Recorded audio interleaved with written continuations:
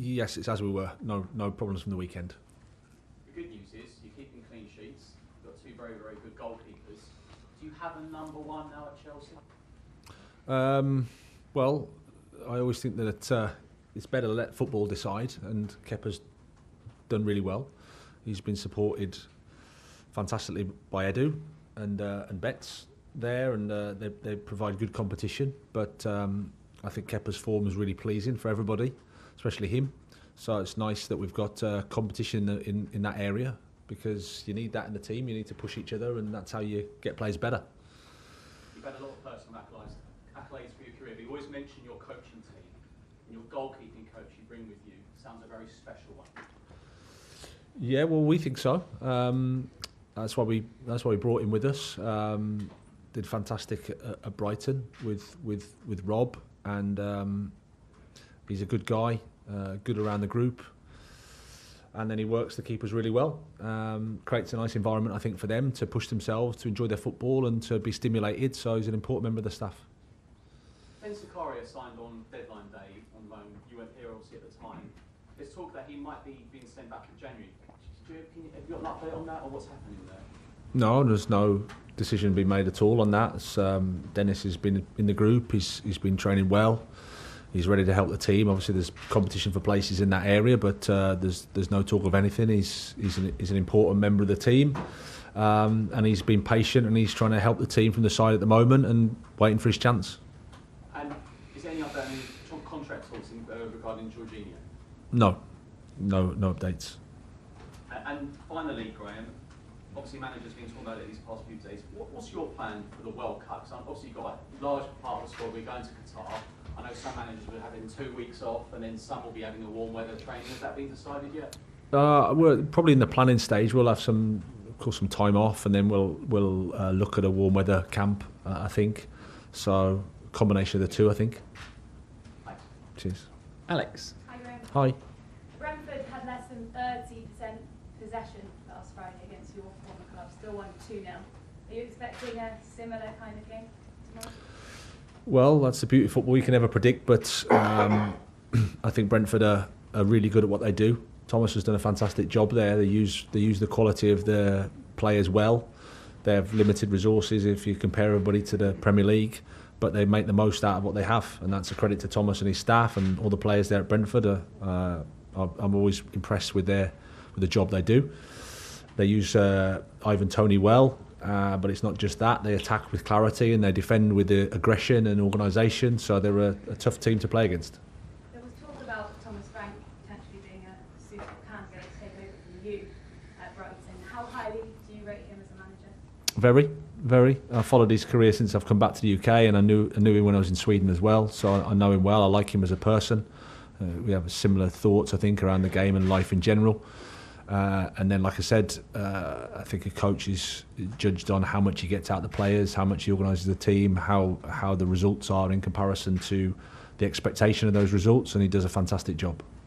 Less than 6 weeks for you here, no defeats, 5 wins now in a row. Did you expect to start as good as this one as Chelsea manager? Well, naturally, I'm not the most optimistic. I'm going to give you a bit of insight into me there. But you never know. You can't predict anything. But it's gone fantastically well in terms of results. I can't complain with that at all. But more than that, I think just the way the group have responded, the way that we feel in the team is really positive. But it's only, as you said, 6 weeks. So we've got a long way to go. We need to keep moving. Less than, okay. Yeah, it feels like 6 months sometimes. Thank you. Nick. PA. Hi, Graham. Hi. Thiago, is he available? Yeah, we need to, obviously 24, 48 hours, just make sure the recovery's right for him. But no problems injury-wise, it's just the recoveries. Okay. And just on Kepa, obviously he's, across his time being at Chelsea, there were times when he maybe could have left, didn't, he sort of dug in and tried to, fight hard for opportunities. I mean, how, appreciate obviously, there's less change, isn't there, naturally with goalkeepers, but how big will it be for him now to have had this run of games, irrespective of what happens in the long term, just at least that he's sort of back into a bit of rhythm and for his confidence and everything that goes with that? Yeah, absolutely. I mean, he's a human being, player, so they want to play and want to contribute. and he's doing that. So brilliant for him. I think it's a nice example for everybody that sometimes it doesn't go your way, and you have to suffer in life sometimes, and things aren't ideal or perfect. But I must admit, I've been really impressed with his character, his personality. Very professional, understands the game really well, takes responsibility. So it's nice when those type of people get the rewards, which is a reward of their hard work and effort. Andy. Hi, Graham. Hi. With Brentford last season against Chelsea, obviously, I know you weren't here, but they were two of the toughest games for Chelsea in the league last season. How do they do that with their, you mentioned their sort of limited resources in comparison? I mean, what is it that they do so well? Well, they align the resources really, really cleverly, I think. The way they play fits the players they have. They're very organised around that. They know clearly what they're doing in all the phases. Set plays are very dangerous. Like I said, Ivan Toney as a centre forward is just in his way, I think, as dangerous as anybody in the league. So they do that well, and they have a spirit and an understanding, and they're really well motivated, really well organised, and I think that's credit to Thomas and his staff. But did you admire the way they kind of reacted to the Newcastle defeat in such a sort of together fashion when they played Brighton? Yeah, but again, I'm not surprised, because Thomas knows the process, he knows the Premier League, he knows that some days you're going to have days where it doesn't go your way, or the opponent beats you, or if you're not quite there, then you can suffer. And that's okay, that can happen, but it's just how you respond, and they wouldn't have got where they have now if they were unable to understand that or unable to deal with that. So I think that's a credit to them and how they, and it's an example for everybody in terms of how you have to deal with professional sport. Your defensive record, since John was mentioned there, has that been particularly pleasing given how you've had to change it around a lot? You haven't had everyone available. Yeah, it is, and it's credit to the players, credit to the group. Like I said, you can't defend with a settled 4 these days, or a settled 5, whatever it is, whatever you decide, because the games are so they're relentless, and the challenges are huge in that regard. So it's about the team, it's about the group, it's about the togetherness of the squad, and you know, if you're prepared to suffer, you're prepared to deal with the discomfort in the games, then you give yourself a chance to keep a clean sheet, and that obviously gives you a chance to win certainly with the quality that we have.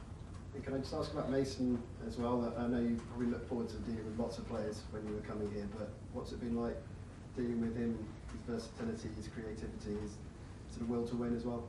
Yeah, it's been, I would say it's a joy. I mean, he's a fantastic person, loves to play football, loves the club here. Surprising, I get a few questions that there's some sort of mixed opinion on Mason. I find that strange, when it's especially from the outside, and then when you start to work with him, you just think he's got everything you need to be a top player. Great attitude, understands spaces, can execute, assists, scores goals. It's top. Okay, last question in the broadcast, Adam. Hi, Graham. Hi. Just going back to Thiago, given his age and the injury issues, I mean, how do you handle him? Have you spoken to him about the games that you think he might step out for already, or is it case by case basis? I have to involve him in the conversations, because he's, as you say, he's 30 years old. He's a man. He knows himself better than I do, and he's a really important person, really important player for us. But we have to manage him correctly, and he has to be involved in that process. Okay, that's the